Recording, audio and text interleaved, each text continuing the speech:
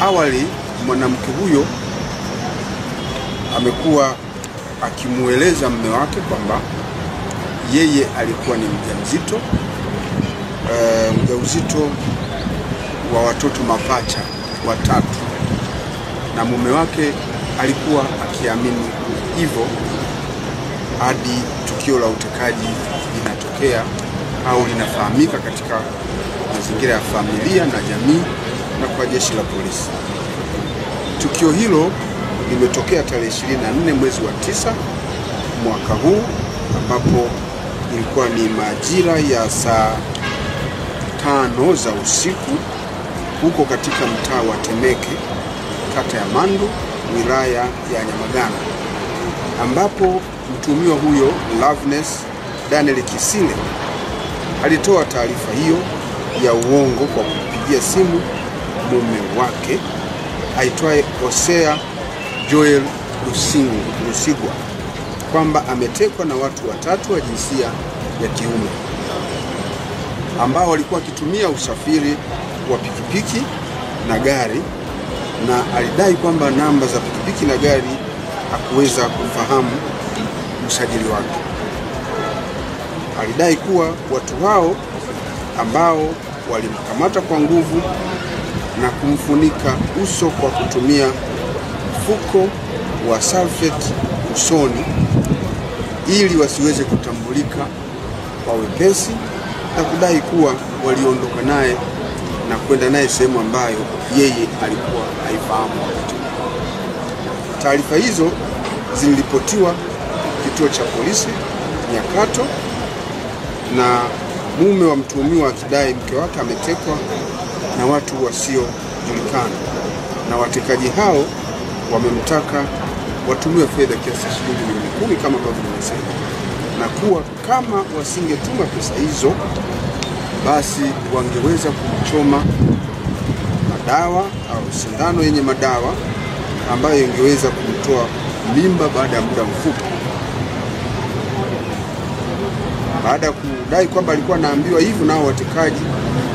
alimjulisha mume wake kwa njia ya simu kwamba mume wake afanye haraka aweze kutuma kiasi hicho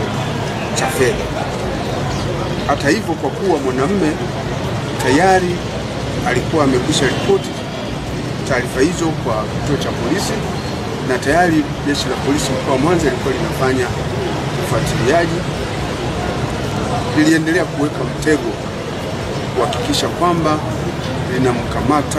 linawakamata watuhumiwa wale wote ambao ilikuwa inadhaniwa kwamba ndio walikuwa wanafanya tukio hilo la utekaji. Baadaye, wakati ufuatiliaji wa tukio hilo unaendelea, ndipo mwanamke huyo huyo mwanamke ambaye anaitwa Loveness Daniel Kisile aliyedai kwamba alikuwa ametekwa, aliweza kupatikana akiwa salama na nguo zake akiwa amezichana yeye mwenyewe huko katika mtaa wa Meko, kata ya Buzuruga, katika wilaya ya Temeke. Uchunguzi wa jeshi la polisi ulikuwa unaendelea kulifanikisha kumkamata mwanamke huyo. Baada ya mwanamke huyo kuwa amekamatwa na jeshi la polisi na kuanza kufanyiwa mahojiano, dalili zake baada ya kuwa tunamhoji ilionekana kwamba taarifa alizokuwa akitoa hazikuwa na uhalisia, kwa sababu alidai kwamba wakati huo tayari ule ujauzito wake ulikuwa umeshaharibika, na akadai kwamba vile vichanga vilivyoondolewa katika tumbo baada kuwa vimetoka baada ya kuchomwa sindano tayari vilikuwa vimechukuliwa na wale watuhumiwa ambao walimteka na kutoweka navyo katika mazingira ya kutatanisha, kwenda navyo kula alipokuwa akifahamu. Basi baada ya taarifa hizo, jeshi la polisi tukamwangalia, tukajenga mashaka kuhusiana na taarifa hizo ambazo alikuwa akitoa. Kutokana na hali hiyo, jeshi la polisi tulichukua mwanamke huyo Loveness Daniel Kisile na kwenda kumfanyia uchunguzi katika hospitali ya Sekoture, ambapo baada ya uchunguzi wa kitaalamu iliweza kubainika kwamba taarifa alizokuwa akitoa mwanamke huyo hazikuwa na ukweli wowote, kwani ilionekana kwamba mwanamke huyo hakuwa na ujauzito kama alivyodai. Lakini baada ya kuendelea kumhoji zaidi,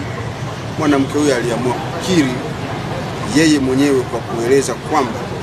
taarifa alizotoa kwamba alikuwa ametekwa na watu wasiofahamika waliokuwa wakitumia pikipiki na gari,